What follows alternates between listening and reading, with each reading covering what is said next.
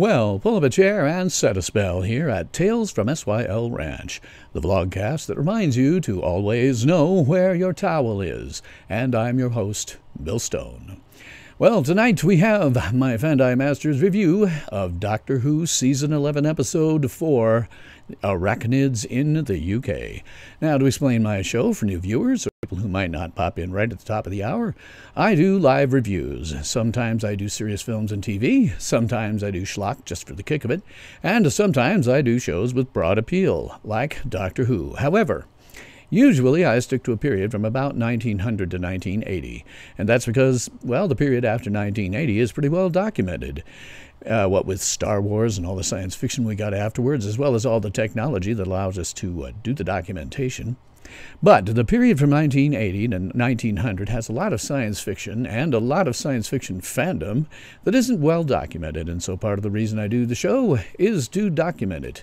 It is live, so I will take any questions, comments, and nasty remarks.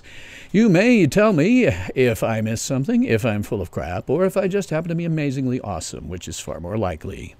I generally go into much more depth than most reviewers. I don't just say whether I liked a film or not. I go into acting, directing, cinematography, the mechanics of making a film. And I can do this to some extent because a very long time ago, in a galaxy far, far away, I was once an actor.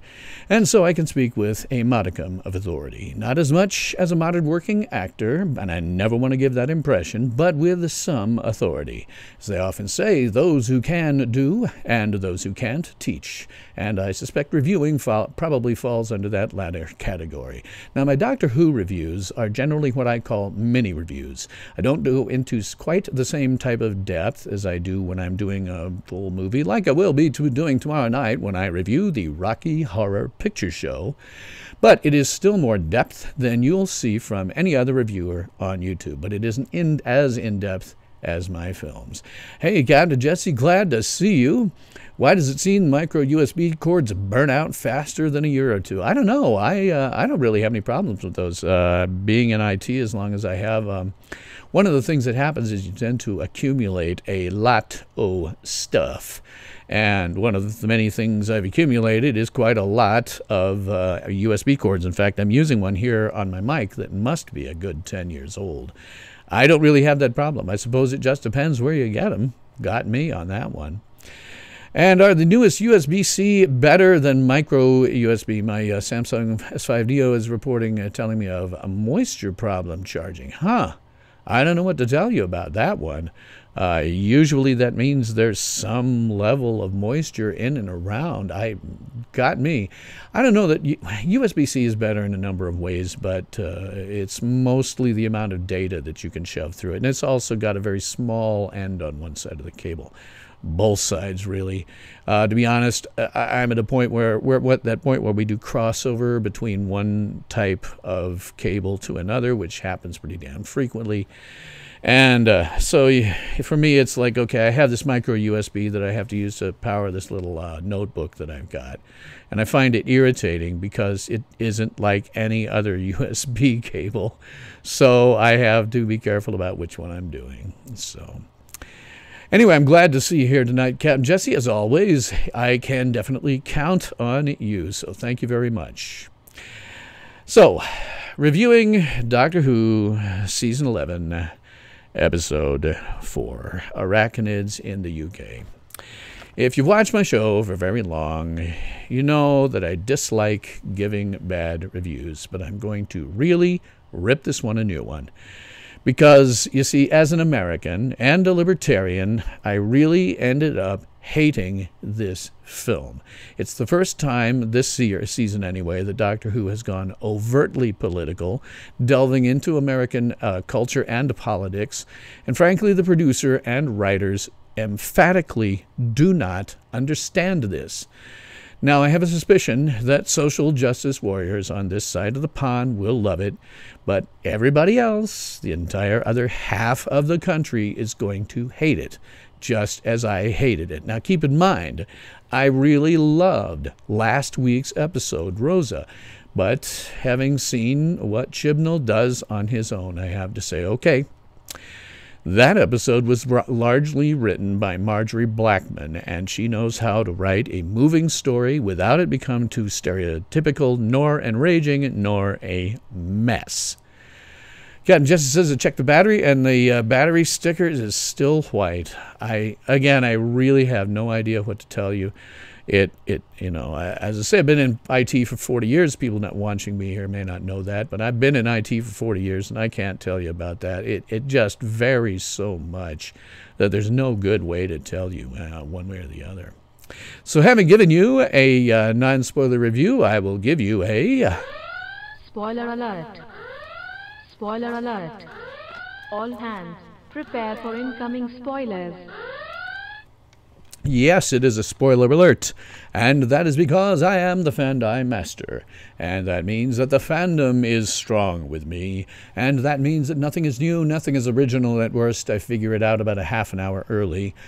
This is not a boast, unfortunately, and it's not a brag. This is sadly where you find yourself after having watched, read, and listened to about 100 years worth of science fiction. You just can't see the new stuff for the entire century that came before, and it sometimes interferes with your ability to enjoy things. Captain just says, I think you'll have to replace your phone. Well, hopefully it's new and still under warranty. Again, I really have no idea what to tell you on that one. You could certainly try calling Samsung's technical support. They're reasonable. It's not like YouTube's technical support, which is unavailable. But I have more to say about that towards the end of the episode, so do watch for that. So I usually go into the story a little bit on this. Hopefully, if you followed me past the spoiler alert, well, here it comes. I'm going to talk about the story. So the doctor and her companions return to Sheffield. Real quick here, Jim just says, Discovery should have its red alert spoiler say also spoiler alert when red alert is activated. Well, they can't very well do that. I just feel happy that I was able to get that font that comes off of the Federation ships. Phone is 23 years old. Well, again, I don't know whether that place is under warranty or not. As I say, I would certainly try calling Samsung to begin with. Anyway, the doctor has returned to Sheffield with her companions, and the doctor and Ryan meet Yasmin's family for tea, and Graham returns home. Now, after Yasmin heads off to meet with her mother, the doctor and Ryan encounter a Dr. Jade McIntyre, who is a specialist in spiders, trying to find out what happened to a colleague living next door. And when they gain entry, they find McIntyre's colleague was attacked by a giant spider and completely encased in a spider web, which raises a lot of questions about its origins. This is not something that spiders are supposed to do. So after Graham rejoins the team, and after finding another spider in his house while he's there, the group learned that McIntyre is investigating bizarre behavior patterns emerging in spider ecosystems in Sheffield after recently suspending experiments with their spiders. The group soon learned that the pattern of spider abnormalities are linked to a luxury hotel complex that Yasmin's mother worked at until being fired before it even opened by its American owner, Robertson. Visiting the hotel, the group find that Robinson's bodyguard was recently attacked and taken away, and when they investigate the spiders, they capture a live one for examination. And the group learns that Robinson's hotel was built over a series of abandoned tunnel mines that had also been used as a dumping ground for industrial toxic waste. So McIntyre, learning of the company that handled the disposal was under her laboratory's waste, and it was taking it there, she realizes the spiders were the offspring of specimens used in the experiment, which were discarded on the belief that they were dead. The doctor then theorizes the toxicity of the waste mutated the spiders as a direct result. So they use a panic room that Robinson has built into his hotel, and Ryan attracts the specimen's offsprings into it with music from his phone so they can be killed humanely. The rest of the group then go to confront the queen spider in the hotel's ballroom, and finding it, the doctor realizes that it is dying.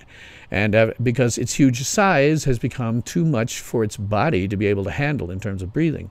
But before she can assure it that it dies a humane death, Robertson shoots it with his bodyguard's gun, killing it much to the doctor's disgust. So with the situation resolved, Ryan, Yasmin, and Graham contemplate returning home to their usual lives, but, however, they decide they want to see the universe and would prefer to be that would be preferable what they must cope with if they stay home, and so they opt to travel with the Doctor in the TARDIS. And scene. Before I get into my cringe moments, which are many in this episode, as I say, I don't like giving bad reviews, but I'm going to give a hell of a bad review to this one. Captain Jessica says, only need to get to November to get my next free silver-free Virgin mobile phone update. Under those circumstances, since it's just November, it's only a few weeks away, I might just wait, and get a new phone. Now, as I say, I like to get my cringe moments out of the way, and this one is filled with cringe moments. The first one, the politics. As is often the case, not necessarily in Doctor Who, one of the things that you can say about the Stephen Moffat era is that he didn't generally do this. But in this episode, we are treated to completely stereotypical, off-base, and utterly cringe-inducing portrayals of Americans. And as usual, the British portrayal of American use of guns is completely off-base, stereotypical, and to me as a libertarian, utterly enraging. I don't care where you may stand on the Second Amendment. What they did in this film, as they often do, is nonsense, and it really pisses me off. Just says maybe about 2 to 3 hours I'm out of battery. Oh, well, that sucks. Huh. Well, I guess you're kind of stuck between a rock and a hard place. If you can get one in November, it's only a week away. Try to put up with it, I guess. That would be my best, suggestion. Also, cringe moment, as usual, the portrayal of American businessmen is off-base, stereotypical, and enraging. Because guess what? No matter what people might say, 99% of rich people, Americans or otherwise, especially business people, are decent people. They just have a hell of a lot more money than you do. Stop being so damned jealous and greedy and cope. Go find a way to make some money for yourself. Try to work up to their level. It is, in fact, possible, at least in the United States. And again, as usual, the British portrayal of American presidents is off-base, stereotypical, cringe-inducing, and enraging. And it is particularly bad with Robertson, who is obviously a stand-in for Trump. Now, I don't care whether you're a Democrat or a Libertarian, or a Republican, rather. And as a Libertarian, someone who has no fracking skin in that game whatsoever, I can tell you that when you talk about Trump, you are wrong. In fact, most Libertarians are wrong. British in particular, I have to tell you, until you know what the frack you are talking about, back off. You don't see American shows or anybody in the U.S. bitching about your prime minister or your sovereign or your aristocracy because we know that we don't know a fracking thing about it. And you also, as this episode makes clear, have no idea about us. Stick to your own mess. Deal with Brexit or your migrant crisis. You've got enough to do without giving your citizens and the entire world audience of this show the completely wrong impression. Get this straight and get it good. Brits need to spend some actual time here before writing about us. And not just in our crime-infested, horrible megalopoli, which make up only a tiny fraction of this country. Come to Iowa, come to Nebraska, go to South Dakota, go fracking anywhere except those megalopoli. Until you know what the frack you're talking about, back the frack off. Now, you've also, by the way, now succeeded in pissing off at least half of your American audience. Is that something you really want to do? I mean, just in terms of you getting your ratings, is that something you really want to do? So get it straight, get it good. You are completely and totally wrong about us. And this one really pissed me off. Other cringe moments. The spiders. I got to tell you, shooting the queen was preferable to letting her suffocate. Now, which is worse? Think about it. Which is worse? Suffocating to death slowly or a bullet to the brain? And if you say suffocation, I have to tell you, you need to rethink your sense of compassion. Now, in terms of, I can give you something here, in terms of luring them back, and then, what you do if you really want to, kill them humanely is you drop a big bomb into the hotel. I mean, is it more humane to let them die of starvation, cannibalism, or whatever else, or just kill them all en masse? I can give you an example from a working cattle ranch. And I'm not a rancher. My grandparents were, and I spent some time out on their cattle ranch, still do. But sometimes, out on a ranch like that, you get a cow that gets injured in such a way that it cannot be helped. I've seen a cow with 2 broken legs. Now, a vet is at least an hour away, and it doesn't matter. A vet would not be able to help that cow. Now, answer this. Do you let it lay there in pain until the coyotes come to kill it and eat it alive at night, or do you put a bullet in its brain? If you think that you should just lay there, you need to have your sense of compassion checked. Let's see, maybe I could try a new micro USB cord. It wouldn't be bad. I mean, you could certainly give that a shot. I honestly don't know. In this case, there's so many different things that could happen, I don't know. By the way, one other cringe moment. I have to tell you, Dr. McIntyre is far more to blame for this problem than was Robertson, because she hired a waste disposal company that did not dispose of hazardous biological waste properly. I know about this stuff. When you're disposing of hazardous biological waste, you make sure you get somebody, you put all this stuff in special containers so that they don't get mixed in with anything else, and it goes out and it is destroyed, like incinerated or something. For doing what she did, her career should now be completely over. Now, in terms of the spiders mutating and getting huge.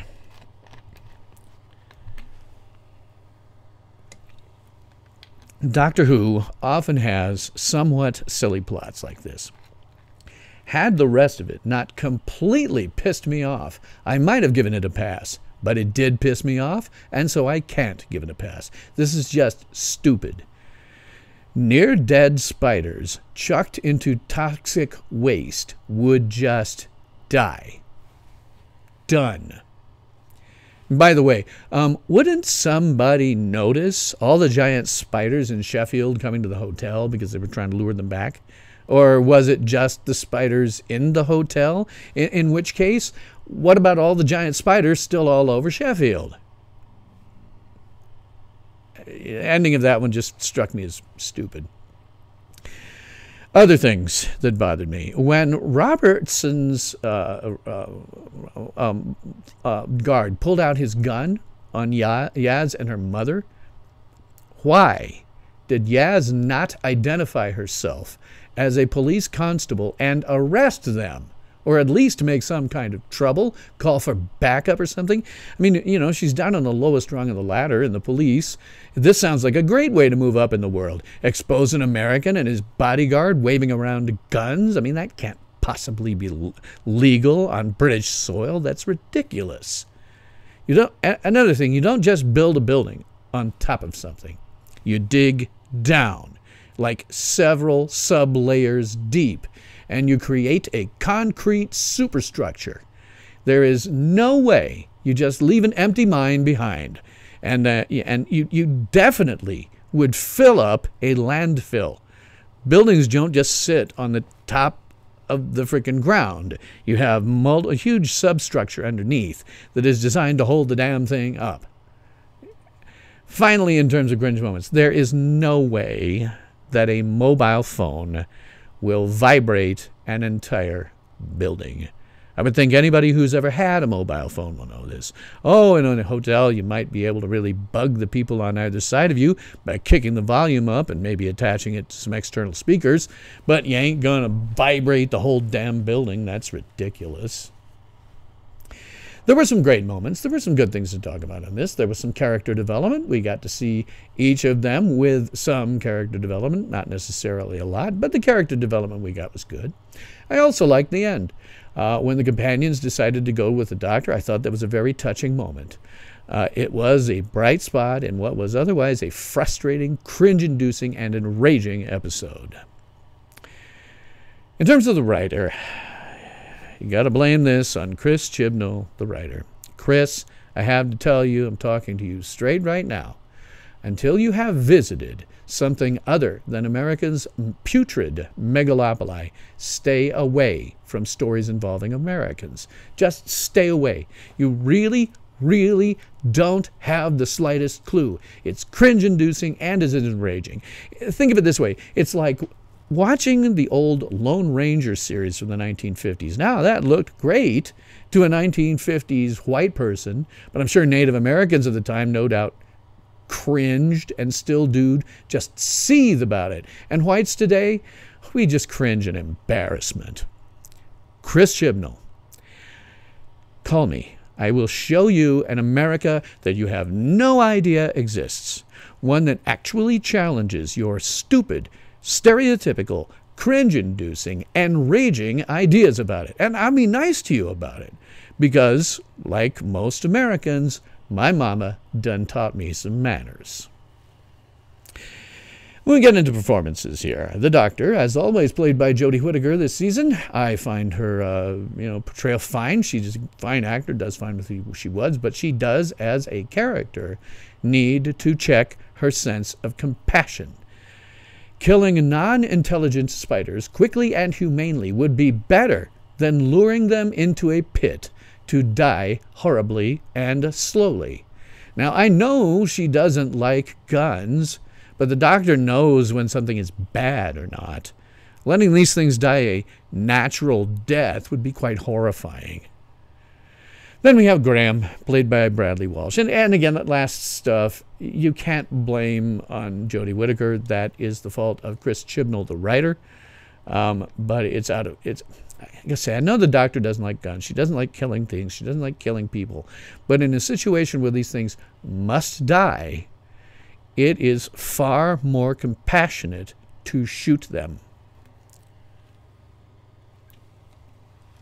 And again, Bradley Walsh playing Graham. As I've said since I first started reviewing this show, I really like Graham. He is a guy who's my age. He's someone that I can really empathize with. He is old enough that, like me, I have started to have older family members, people that have been around me my whole life. I mean, in a 2-year period, my father passed away, my grandfather, my grandmother, an aunt, and an uncle. And, I empathize with him very much in terms of his loss. So I like Graham. I always have. I probably always will. And Bradley Walsh's portrayal of an aggrieved widower having to confront it after having kind of put it off for weeks, I think is a very good performance. It is totally believable that he would want to come with the Doctor and kind of put some of that behind him before he comes back to try to, cope with everything. So I like that. I like him, and I like what he's doing here. Let me check something real quick. Then we have Yasmin, played by Amanda Gill. I think she does a fine performance. She has more here to do than before, but sadly, she still doesn't have much of a character. We know what she isn't. She isn't having a relationship with the Doctor. She isn't having a relationship with Ryan. We know what she doesn't want to come back to. But we still don't know what she is as a character. We don't really know what drives her. We don't know what she wants. And again, this is not the fault of Amanda Gill. She's doing a fine performance. This is a fault of the writing. And as I said right from the outset, this may be problematic for them. They have so many companions. Since 2005, Doctor Who has not so much been about the Doctor. It's been about the companions and how the adventures they have give character development to those companions. And we usually get some kind of, solid character development. This time around, they have 10 episodes to deal with 3 different companions. And so it may be impossible for them to give them all what they need in terms of character development. So again, we still don't know who she is. We don't know that much about her, what she wants, what her desires, what her goals are. Again, her portrayal here is fine, but her character is just threadbare. Now, there is one thing that bothers me, and again, it's the writing. It's not the fault of the actress. She is a police constable. Now, she's at the bottom rung of the police constable, just beginning her career. But rather than move up, she decides that's too boring or too time-consuming and just chucks it all away. Now, would I do the same thing in her shoes? Yeah, at any point in my life, I would have done the same damn thing. But it does seem sort of out of character for a cop. You know, the police officers that I've known are pretty damn dedicated, and they're willing to spend their time on the low rungs as a probationer, as a rookie, as somebody who's learning from more experienced officers and moving their way up. That's how that works. You can't start out as a rookie cop and expect to be given all of the most amazing cases. They give those to the cops who have the experience. Your job as a rookie is to learn from them so that someday you can maybe move up to that stuff. So again, it's the writing. I don't fault the actress. She's doing fine. It's just that the writing to me seems off base. And then there's Tosin Cole as Ryan. And again, I enjoy his performance. He has generally very little to do other than be afraid of spiders and show some courage in the face of it. I am both pleased and disheartened with his relationship to Graham. The letter from his father regarding proper family may have bugged him and drove him more toward Graham. But as the Fandi master, as I say, the problem is that I have seen it all. Nothing is new under the sun, and from the beginning, from the first episode of the series, I was worried that this is exactly where the relationship was going to go. We're going to find them getting closer to the point where probably Ryan thinks of Graham more as a father than anybody else. We're easing into that, and we see it here. I suspect that's exactly where it's going to go, and it's totally just predictable to me. Then there's Jayla Alp as Frankie Elish. Does a fine performance. I don't really have much to say here. She was barely there. Same thing with Sharon D. Clark as Grace O'Brien. Good performance. Not much to say. She's really barely there. And then there's Dr. Jade McIntyre by Tanya Fear. I think she does a fine performance. We don't see much of her character, but that's not that character's purpose in this episode.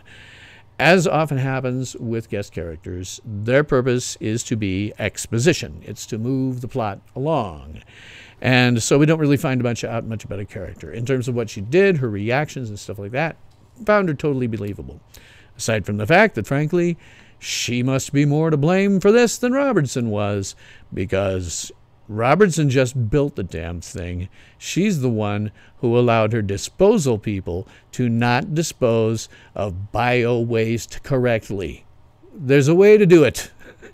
There is a way to do it, and they clearly did not. Just throwing it into a landfill is not what you do. You destroy that stuff. And then there's Robertson, played by Chris Noth. I think he has a fine performance. I did not look him up enough to know if he is an American actor or a British one. If he's a British one, I thought he did a very good American accent, as I've said before. Sometimes the problem you get into with Doctor Who and other British shows is when they do Americans, they can maybe get the accent just a little bit wrong, or they can get the cadence of the speech just a little bit wrong, or maybe the pronunciation of words just a little bit wrong. So what he does is a fine performance. For, again, Chris Chibnall's fault, a character that totally enraged me.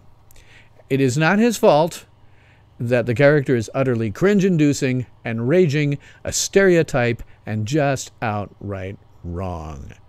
His portrayal of Americans, sadly, is what we have sometimes seen in Doctor Who.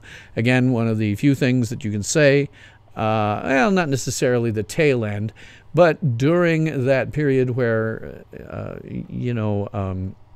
Stephen Moffat was doing some of his best work, is that he didn't go real nasty about it. When the characters went to New York, sometimes you would hear police sirens that maybe you wouldn't hear in real life in New York. But they would go out to Central Park. They would be having fun. It wouldn't be this knee-jerk, Americans pull out a gun and start talking about how everybody should have a gun and how Great Britain is awful for not having guns. Now, I do have my own opinions about that as a libertarian, but it is so stereotypical when it comes to earlier Doctor Who episodes, and certainly here. Chris Chibnall, stay away from U.S. stories and U.S. characters until you actually understand us, because you don't. Hey, Larry, how are you doing tonight? Glad to have you here. Going to have an interesting bit of news after I get done with most of the review, so do stay around for that. In terms of everybody else, there were a lot of different characters, and sort of just introducing who they are with respect to our other characters. They're not really worth calling out necessarily, because their performances are fine all the way around, but they're really kind of barely there, and they don't have much to say. So, best you could say is a fine performance. Nothing wrong with them. We get into aspects of the production. The direction was by, let me see if I can get this without fracking up the name, Sally Abrahamian. Haha, I think I got it on the first try. I found that establishing shots and those taken from floor level, that sort of indicate that this is where the spider's at, I thought that was pretty effective. I also thought the one shot that I really thought was very nice and creative was when the Doctor was doing up that map and they discovered that center section right in there, and the camera zooms in through the map to where the hotel is. Thought that was a really creative bit of direction. Not everybody would have thought of that, so I give her a lot of credit for that. I also thought the shots where she was keeping the cobwebs, both in the foreground and the background, was pretty creative, because they were everywhere, and a different director might have shot it in such a way that they weren't sort of constantly there, somewhere in the shot. You might have, as I sometimes say, you might not have noticed that, but your brain did, and I thought it was very creative. Larry says, people outside the USA think we are still in the wild, wild west. Yes, which is why I say to Chris Chibnall, stop it. You do not understand Americans. You do not understand our politics. Call me. I will show you an America you did not know existed. It is an America outside of our megalopoli, which are crime-ridden. I hate telling people this who live in America's megalopoli. East Coast, West Coast, where I lived for 10 years, Chicago.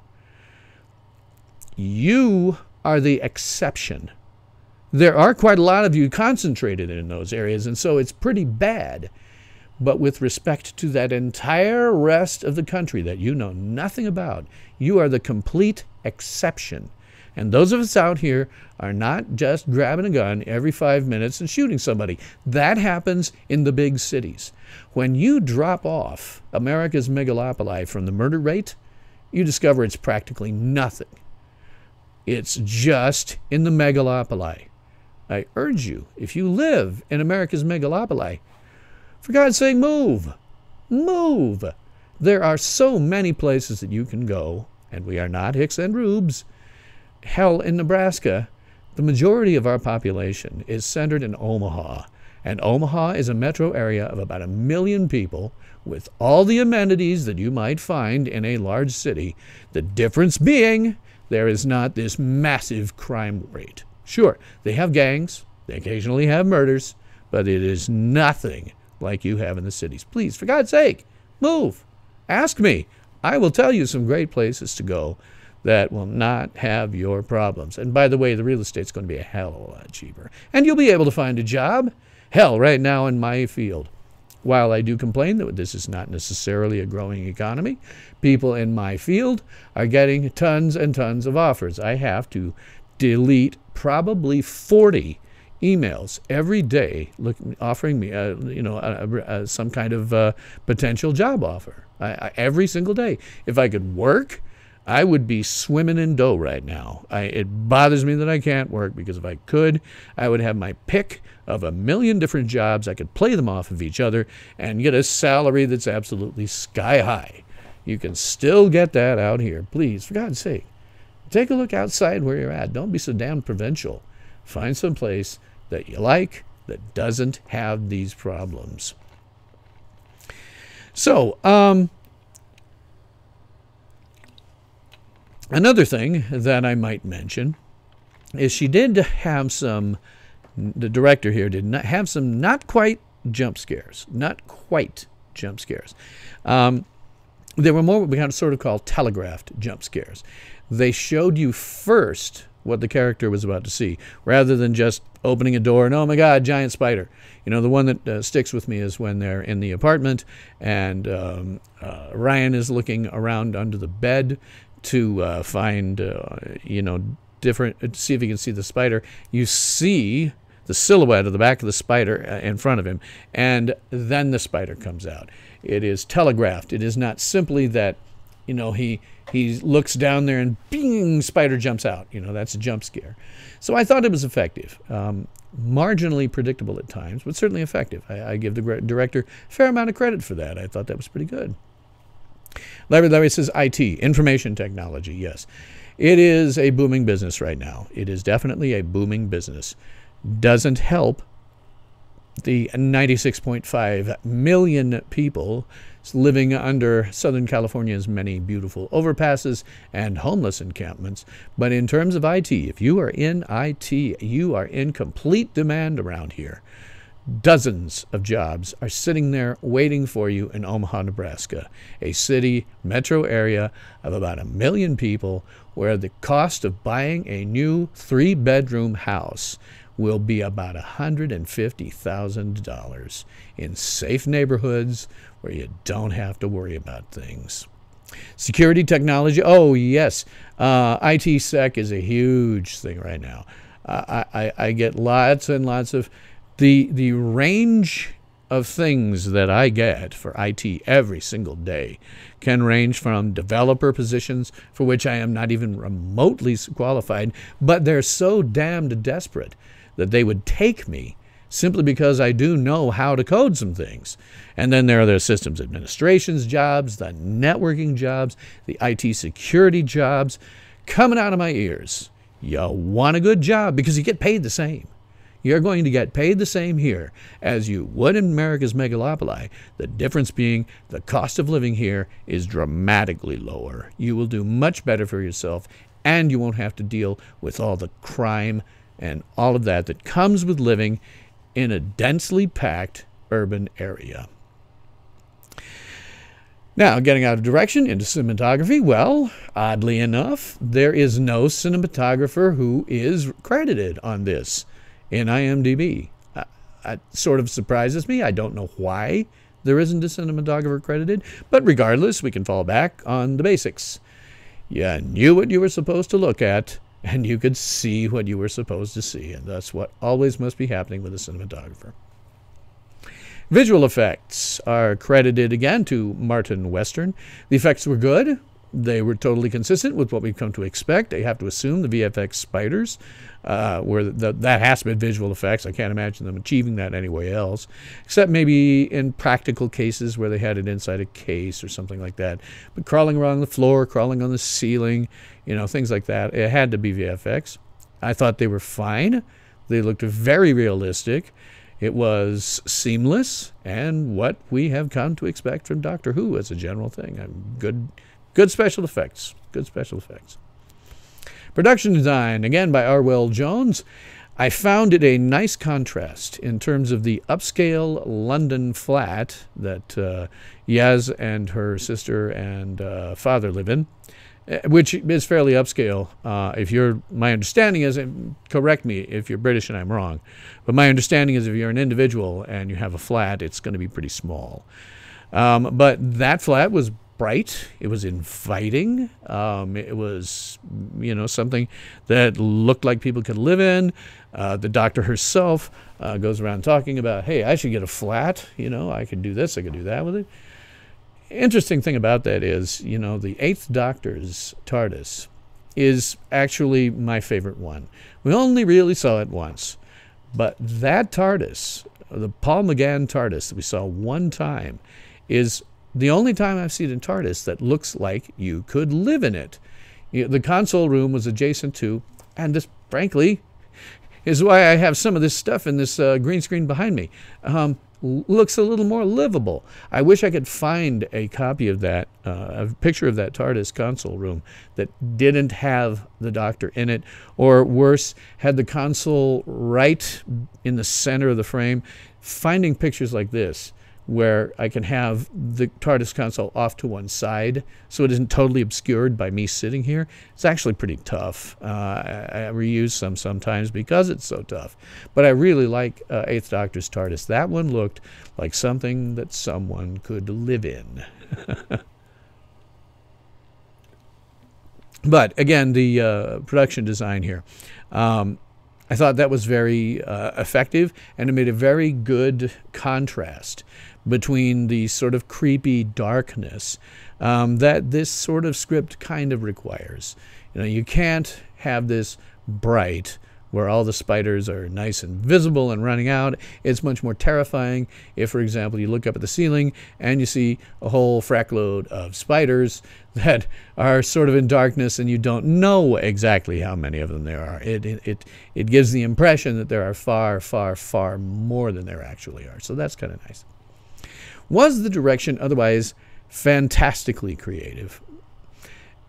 No, beyond that which I've said, but that happens a lot on Doctor Who. The production design tends to be what the script demands. And again, as I say a million times, when you're dealing with television, you're dealing with a television time, talent, and budget. Now, they have a lot of talent here. I think the actors are very talented. I think the behind-the-scenes people are very talented. I am very worried that Chris Chibnall is not talented, but good talent generally all around. They have a decent budget. This episode showed they have a decent budget, but they still have problems with time. They still have to get these episodes in, shot, and in the can in a very brief period of time comparatively. It's not like a motion picture where you usually have months for preparation, a couple of months to shoot, and then post-production where you're going to have a fair amount of time. And if you've got the budget, a good way to do it. You have to always keep that in mind. You're dealing with a television show. It is not generally going to look quite as good, detailed, etc., as a motion picture because they just don't have the time. So I don't fault the production designer for any of this. The production design tended to be what the script needed it to be for this type of story. Larry says, I think they intentionally don't show any other rooms beyond the console room to save money. Yeah, I think that's probably true. And again, it's why I like that Eighth Doctor's console room, because you start out with the Seventh Doctor sitting in a chair reading a book with his feet up on some kind of ottoman, and he's got shelves and things behind him that, among other things, have different types of currency for different eras, which makes perfect sense. It looks like a home more than just a control room, and I like that about it. I think that's nice. I would like to see future console rooms maybe incorporate something like that. Clearly, they spent a lot of money on this console room, and I don't really have any problems with it. I think it's kind of nice, this sort of crystal feel to it. But again, my favorite will probably always be that one of the Eighth Doctor's. My second favorite one, oddly enough, is not something like this one, which, by the way, this is a concept piece. This is not an actual TARDIS that was ever actually used. Is the secondary console room from the Tom Baker era, which is all wood and has a completely different feel than any of the console rooms we've ever seen. Sadly, that one was lost in a fire, so they only used it for a few episodes and then never again. But you're right, Larry. In terms, because they're dealing on a television budget, They don't show other rooms beyond the console room to save money. And when they do, it tends to be just corridors. So now we have a couple of people here for makeup. A concept artist for a company called Millennium FX, who did the concept art for this, was Christopher Goodman. I'm honestly not sure where he comes into play. Perhaps things like, concept art for the mummified humans, or maybe what the giant pit underneath would look like. I don't know. Whatever it was, I think he did a fine job. Reasonably creative for what they had. And we've seen this sort of thing before on Doctor Who, and it's totally consistent. Totally consistent. They do list the hairstylist and makeup artist, again, is Amy Riley. This was largely functional makeup for the characters, which was fine. It was makeup that was consistent with who they are, showed a little bit about something of the people they are, which is what good makeup should do. And I'm not really sure who to credit for her, between her and the mummified humans. I'm sure there was practical stuff going on in there, but maybe it was also fell into the realm of production design or visual effects. I don't know. Either way, no problem with Amy Riley. Nothing here that's going to win her, any kind of awards, I don't think. But, wait till we get down the road a bit and she has a little bit more to do, a little more challenging makeup, then we'll see. Costumes are, again, credited to Ray Holman. Something interesting that came out in this, and because it was a bright enough episode, I did not realize that the Doctor has a fanny pack. In fact, at various points, she keeps the sonic screwdriver in there. Along with the rest of her costume, I like that. I like that. Maybe fanny packs will become cool again. Back in the day when fanny packs were popular, I loved those things. I really loved them because all this junk that now sits inside of my pockets, which is a lot.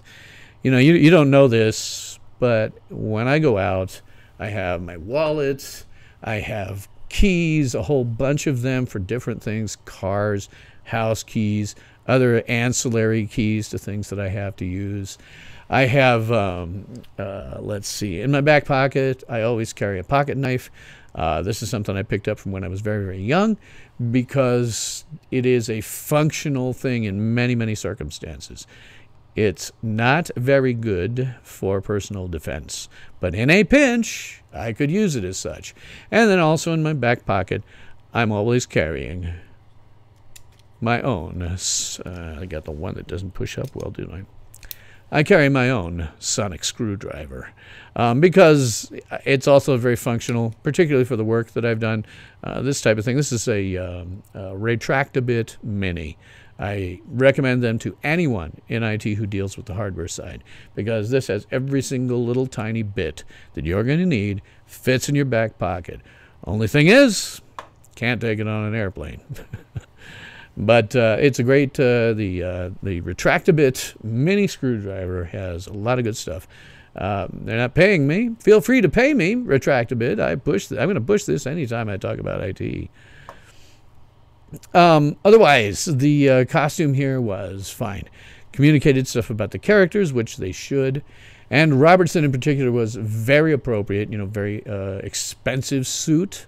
And it was appropriate for a complete stereotypical rich American who is obviously a stand-in for Trump. Music again by Segun Akinola, and I continue to like this music. I wouldn't say that there was anything that particularly jumped out at me, but for what amounts to kind of scary movie music, it was totally appropriate. Don't have any problems with that. Now, as I say, this is a mini review, so I don't go into quite as much depth. I'm trying to keep it to an hour or less, and I'm going to do that. Larry says, airport security is a joke. Well, let me go off on a tangent because of that. One of the certifications I have, when you get to be my age in IT, you tend to have industry certifications. These are meaningful because they tell an employer that you have, passed tests. You may have experience that makes you qualified to do certain jobs. One of my certifications is the Certified Information Systems Security Professional, which is considered really the pinnacle of what you do in information security. If you have a CISSP, typically that aims you at a CIO position, a CSO position, Chief Security Officer in major companies. Didn't for me, and that's because I'm more a nuts and bolts guy. When you get up to that level, sadly, what you're dealing with generally is stuff like legal things. Saying to your subordinates, okay, we have to do this because the law requires it, make sure it gets done, and then you get to write all the reports and report to the, CEO about all that stuff. And that just wasn't for me. But one of the things the CISSP does train you on is physical security, because you have to be able to secure your equipment, particularly a large data center, from some malicious actor who might come in and want to do something bad. Physical security is conceptually real simple. You have a target and you create a perimeter around that target, either with guards or with other types of physical security. So what you do is, what you let through that perimeter are people that you can trust. It's kind of like coming on a military base and, the stereotypical thing where the guard who's guarding the gate points the weapon at somebody coming in and says, halt, friend or foe. And then they do an identification of the person. If they trust him, then they let him in. If it's foe, they shoot him. Now, in IT security, you don't shoot anybody. I guess I've never heard of anybody getting shot. I've heard people trying to break in, but I've never heard of anybody shot. Airport security is total theater. It is designed to do one thing, which is condition Americans, which they have now for almost 2 generations, conditioned Americans that their constitutional rights are null and void when they come to airports. And the reason that it is total theater is because they do the exact reverse of what you're trying to do when you're doing physical security. As I say, you have a target. You harden it by putting a perimeter of some kind around it. Okay, so we have an airport. It's a target. What they do is they have sort of a perimeter, but they let anyone in and try to screen out only those who are bad actors. That can never work. It is literally impossible. If you tried that with the President of the United States, he would count his life expectancy in minutes. If the Secret Service just let anybody in, he'd be dead. You have to have a perimeter into which you only allow those people that you can trust. Airport security is a joke, as Larry says. And worse than that, it is the TSA is totally filled with thieves, outright thieves. They steal crap all the time. The ones that you hear about are the tip of the fracking iceberg. Not only that, they have never prevented nor intercepted any bad actor. Let me say that again. Not a single one since 9/11 has ever been intercepted. Every single time that air marshals or other security tries to do tests by taking things on that could be problematic, TSA blows it. They fail every single time. You can go right to their website. Their website says they've never caught a single damn person. Well, I can tell you, as somebody who used to be a courier between Toronto and Chicago, I hate saying this in public, but the reality is I know enough about how that works. If I wanted to take something in and do something bad, I could. And if I, who am not thinking about that stuff, that's never my intent, when you're doing IT security, you have to be a little bit paranoid. You have to think about the worst things that can happen. And so I have thought about some of the worst things that I could do. Well, if I'm doing that just idly, because I'm a little bit paranoid by virtue of having been in security, bad actors think about it in a concrete way all the time. What this tells me is that nobody's even trying. Because if they were trying, they would have been successful over and over and over and over by now. They're not even trying. So, that big nasty thing aside, because I do like bringing it up. Anytime somebody brings it up, like Larry, I want to tell you about this, because all airport security is intended to do is condition Americans that their constitutional rights do not exist at airports. Want to really have fun? Buy a gun magazine and start reading it in the airport and see what happens. Okay, so I'm actually at the end of the review proper. Again, I'm trying to keep these mini reviews down to about an hour or so, and I seem to be fairly successful. We can ask ourselves, is it any good? Well, as an American and a libertarian, I hated this episode. I hated. It is the first time they have been just overtly political in the, I think, maybe the whole series. And they're delving into an American culture and politics that the producers and writers emphatically do not understand.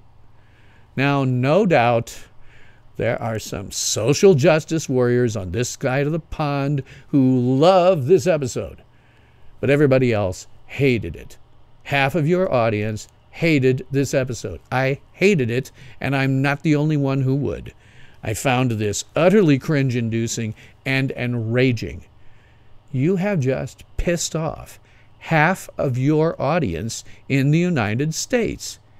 Is that really what you want to do? Back the frack off. Chris Chibnall, call me. Call me. Go to sylranch.sdf.org. Go to the contacts page and connect with me. I will give you my cell phone. I will show you around the Upper Great Plains, our cities, our rural areas, our tourist traps, and you will discover that we are absolutely nothing like what you think we are. So, would I recommend this episode? Well, if you're a social justice warrior, you'll probably like it. For you, I guess, yes, I would recommend it. But for the entire other half of the country, give this one a pass. It will only piss you off. Now, sometimes after my reviews, after I've finished here, I do try to get into some news and commentary. But I'm not going to do that, not on a mini review. You want to get into news and commentary. Obviously, some very bad things happened this last week. And I will have something to say about that tomorrow in the news commentary portion of when I review the Rocky Horror Picture Show. But for tonight, I'm not going to do that. However, I do have some things to say about where I'm doing the future of this show. Check my thing here so I get the right card up. If you're here right now, you know that if you're a loyal viewer like Larry, and Captain Jesse, thank you very so much. You know that YouTube has fracked me. They have screwed me into the ground like a drill bit, and that has meant that my prior channel, they killed it. They absolutely killed it. And I'm now in a position of having to sort of start over with building an audience, something that had been a tough go right from the beginning. I had only just topped 200 subscribers. So I'm totally in the position of having to start over. And while I am grateful for my regular viewers, believe me, I'm totally grateful for you guys. The reality is that my subs were 200, my view counts were very rarely above 50. And this is again after 300 plus videos, and to me this does not represent success. And YouTube, frankly, is likely to discover that I've started this new channel, and that would be very problematic. So after a lot of research and a lot of soul searching, I have decided that next week I will be moving to Periscope. Now, why Periscope? That's periscope.tv, by the way. So why that? Well, as I've said in the past, my analysis is that in order to make it on YouTube, to actually be really successful, you need 4 things. You need to be young, attractive, female, and a gamer. If you have some combination of those things, you'll probably be very successful. If you have them all four, you're practically a shoo-in. I am absolutely none of these things, as is obvious. The best thing I've got going for me is that I do more in-depth reviews. I'm a little bit more intellectual. And I treat it sort of the same way that I did when I was teaching. But even after 300 plus videos, I'm not particularly successful. Now, Periscope, I've been watching that a lot. And it has a fairly wide variety of ages. Now, most of what happens on Periscope is done by people from cell phones. It seems like they are largely bored individuals who turn on their phones when they have very little to do and generally hope that people will find them doing whatever they're doing, talking to friends, drinking at a party, and hoping that people will find it interesting. Well, my shtick has always been largely based on being sort of, as I say, being the sort of, intellectual, Dick Cavett type, although nobody will ever be Dick Cavett. I'm not trying to emulate him per se. I just keep him in my mind and having my reviews being more in-depth than the average person's. I have fairly high production values when compared to two people on Periscope. I've got the green screen, I've got the lighting, I've got the cam, I've got the mic. Most people on Periscope don't have that. It's not as high production values as I'd like. I'd still like to be coming at you in 720p or 1080p at 24 frames per second, but that's not possible with the equipment that I've got. So, and again, having done 300 plus YouTube videos, if you've been around very long, like Larry, and Captain Jesse, you know that I have learned a little bit about performance and presentation. And this is something that's totally lacking on Periscope. And Periscope is a fairly new service. So this means, I have a very different presentation. I am not doing what most people there are doing. And this might mean that I have a better chance of success for that. Periscope does have disadvantages.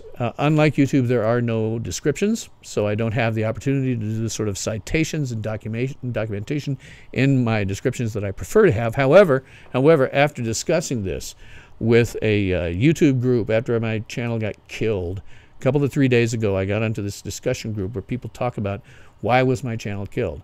And they don't have YouTube employees working there, but they do have people who sort of look at it from a different perspective.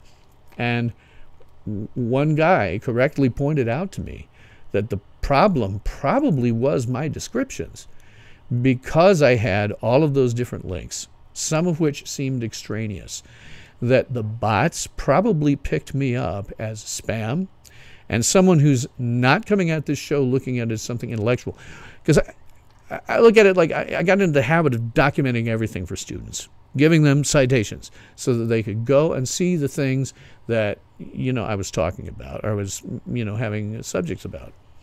Well, if you're not looking at it from that perspective, yeah, I can see actually where my descriptions probably got me into trouble. You'll notice the descriptions I have now, the tags that I'm using are much, much thinner than they used to be. My phone was on the road to the ranch. Yes, that's when I'll use my phone. I'll use my phone when I'm out there because I can't really bring all of this with me. So that's when I'll use my phone. Now, the other thing is Periscope is also heavily integrated with Twitter. Anybody who watches my show for very long knows that I intensely dislike Twitter. But I have to admit, as I sometimes say, I have this constant little battle. I have Herb Tarlick, the marketing geek, on this shoulder, and beautiful, angelic, artistic integrity on this shoulder, and they sometimes get into arguments. Well, the reality is, if I'm going to use Periscope, it's not a bad thing to have a Twitter account because they're pretty much linked at the hip. And it is an effective advertising program.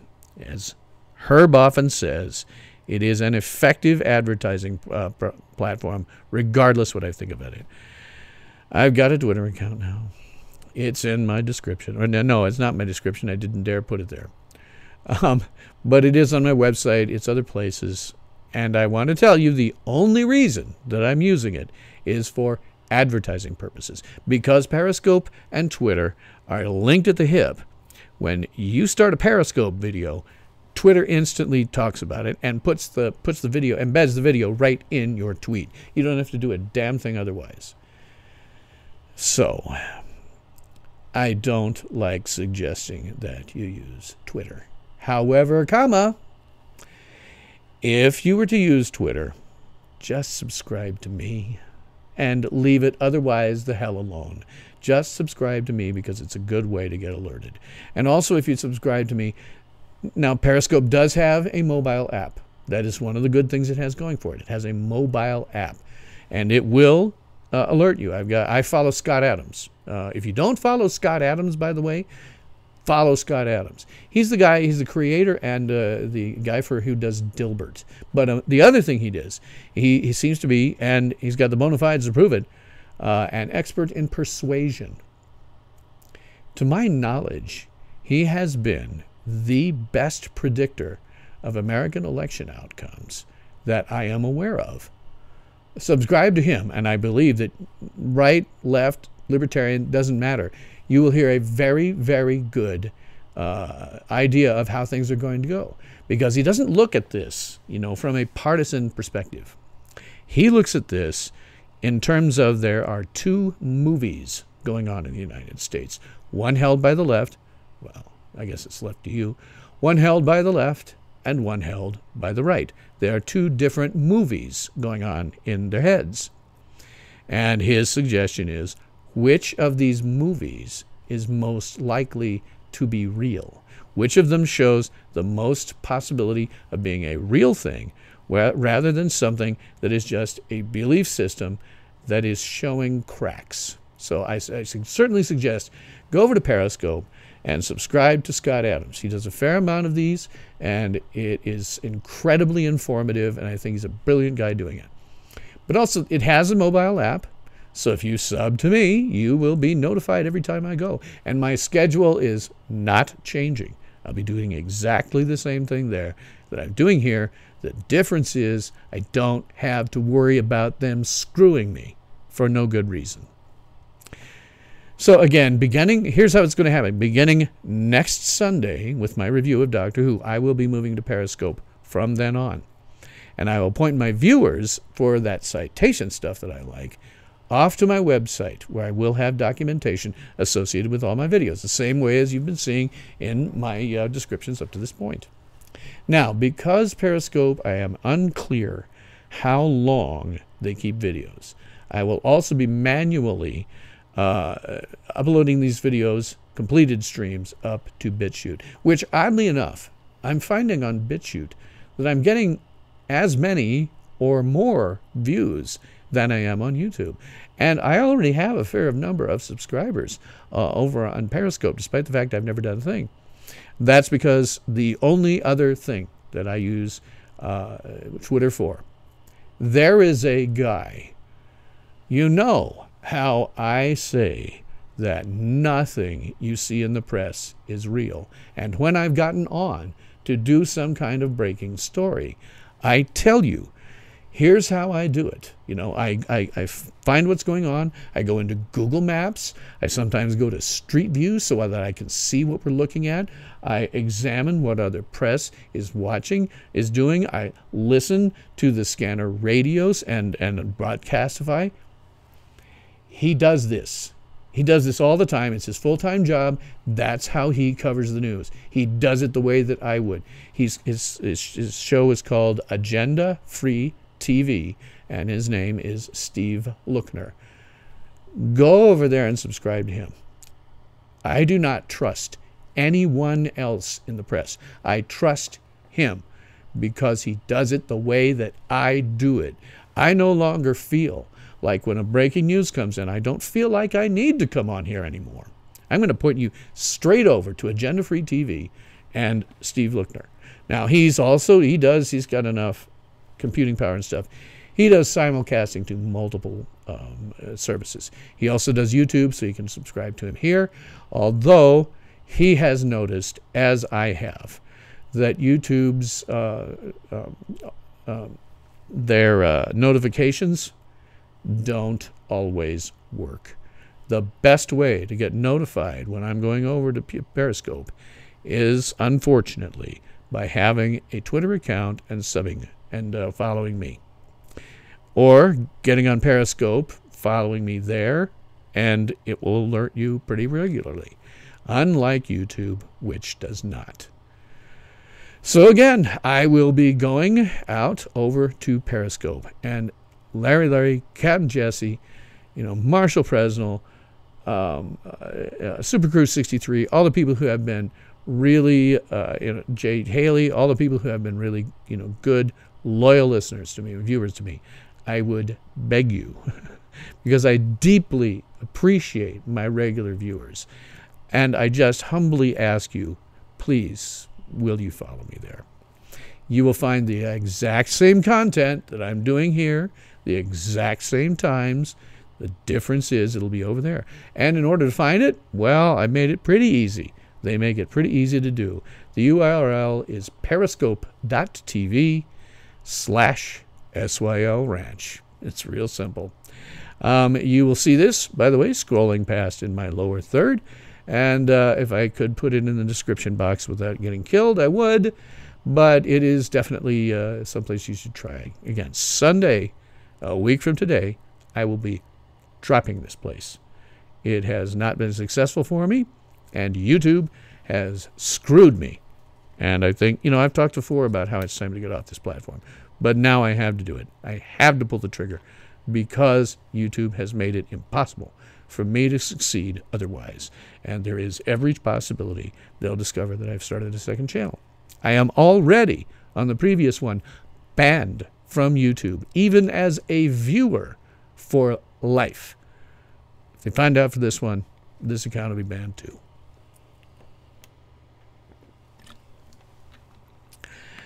So please, please, please, please, please, please, please, please, I love you guys.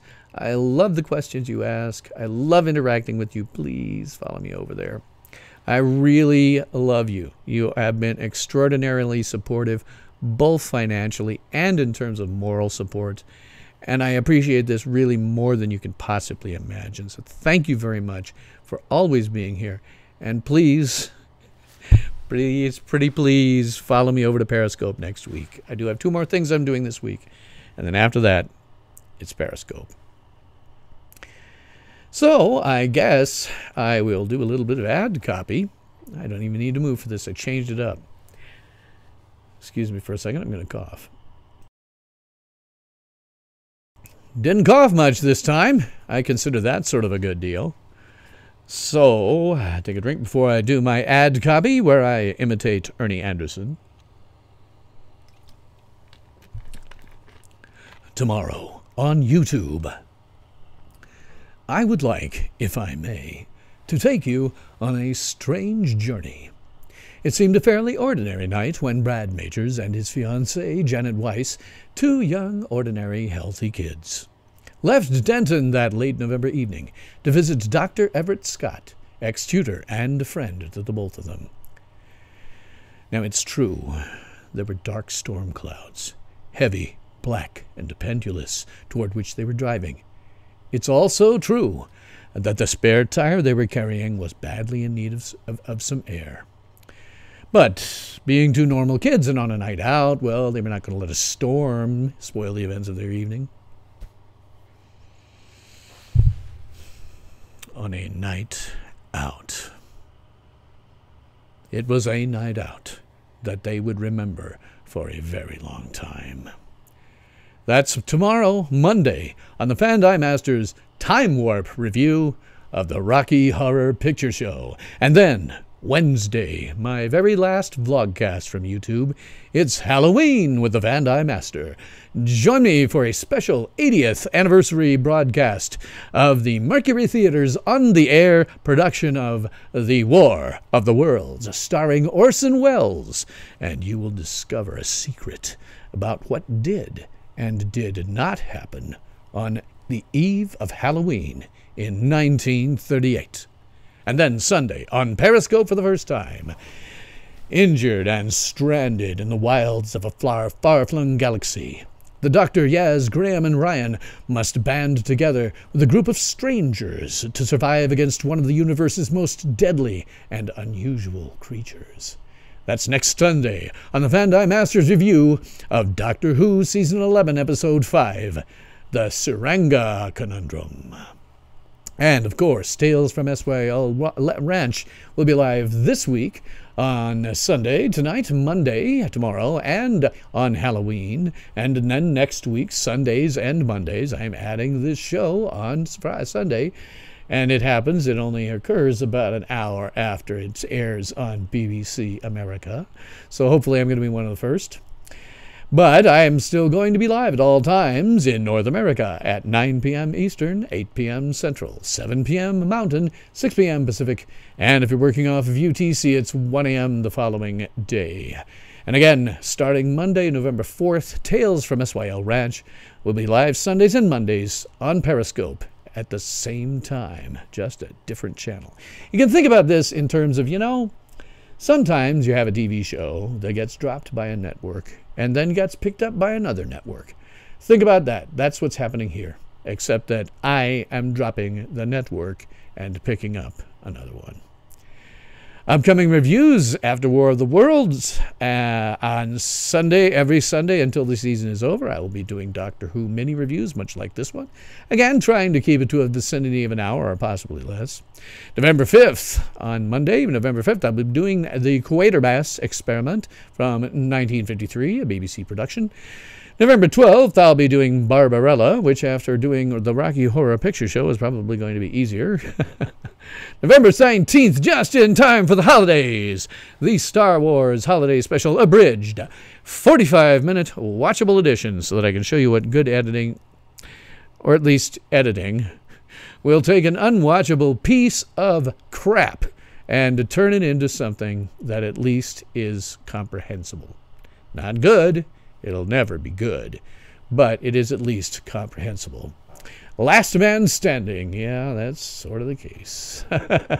November 26th, because I want to get through the Quatermass series to get to the one that's actually having a 60th anniversary. November 26th, we'll do the 1955 sequel to Quatermass Experiment, Quatermass 2. December 3rd, The Fly, starring Vincent Price, has come up for a 60th. And then December 10th, the one that I have been off and on prepping for months, Superman, the movie from 1978. The best Superman movie ever made, and quite probably the best that will ever be made.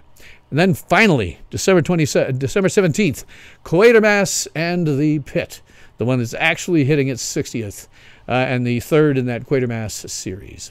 Dark, December 24th for Christmas, but on December 26th, assuming that everything goes right with my family, I will be reviewing the Doctor Who Christmas Special 2018. And then finally, December 31st, a special episode from 8 p.m. to Central Time to midnight in all American time zones. I have decided to keep myself awake till 2 in the morning no matter what happens.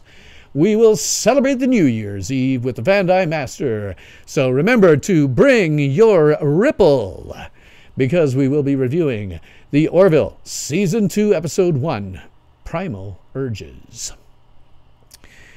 So I guess at this point I might ask something like this. Say, pardon me, but could you help out a fellow American who's down on his luck? Hit the road! So do please support me, as many of you have been doing. When I get over to Periscope, doesn't matter so much here anymore because I'm going to leave, but when I get over to Periscope, please like me, follow me, tell all of your friends, family, and neighbors and pets to do the same. And because I can't put it in my lower third anymore, if you visit my website, as the scrolling lower third is saying, if you visit my website, there are ways to support me. I have a contributions page you can go to that shows you my PayPal tip jar link, the merch store, my Amazon wish list, and specifically that laptop that I always push and always say, if you just buy that sucker for me outright, you get to be the program director on my show. You can tell me what to do, what to review, on what day to do it, it's yours. You become the program director. You love the sepia tone square scene opening of Superman. That is one of the best things. It is one of the things that makes that movie, right starting out, feel like an epic movie. Everything is done right there, and I have a ton to say about that. And you can see all of these ways to support me, as the lower third says. If you go to my website at sylranch.sdf.org. And I'm keeping that because I also want to push sdf.org, which is a great service. If you are in IT, if you are into Linux, if you are into a command line type of environment, they are the guys to go to, and they're hosting that site. And so I don't think I'm going to change it. I don't think I'm going to buy an sylranch.com or anything. I'm going to just leave it, sylranch.sdf.org. And I always, as I have in the past and always will, because I'm getting contributions, one of the contributions I'm already using. I've got it here doing my lighting. But the financial side is always appreciated and will always accumulate until I can buy that laptop on my Amazon wish list, because it will make things much easier on me. I will probably be able to come to you in at least 24 frames per second. Probably not 1080p because of the outbound bandwidth requirements, but what's killing me right now is the hardware I have simply won't encode 24 frames per second fast enough. And 24 frames per second is more important than you think. So I would appreciate, I always appreciate the financial support. And again, I mentioned before, but on a personal level, I really appreciate financial support, because a long time ago in a galaxy far, far away, I was once an actor, and there is a certain level, and I want to say I am real. What you see here is real. My opinions are real. When I get pissed off at an episode like this, it's totally real. But I do have to have presentation. I have to do a certain level of presentation. So being paid to do that, being paid for my opinions, is really, really gratifying to me. Even if I never make a lot of money off of it, the fact that someone wants to give me this stuff is very, very, very gratifying to me. So thank you very much. From the bottom of my heart, thank you very much for donations. So, I guess that is all the time. Let me get up the next card so I can look at the camera. See, presentation. I have to train myself to look at this camera and look as little as humanly possible off to the side where I'm watching, where my face is, so I can see what's going out, or down below where I can see the face is coming in. And I do look off to the side because that matches up more or less with where the comments tend to be if you're watching. So I think that's all the time that we have today, boys and girls. So tune in again tomorrow for my Time Warp review of the Rocky Horror Picture Show, about much of which I will have to talk about. Until then, this is Tales from SYL Ranch, the vlogcast that reminds you to always know where your towel is. And I'm your host, Bill Stone.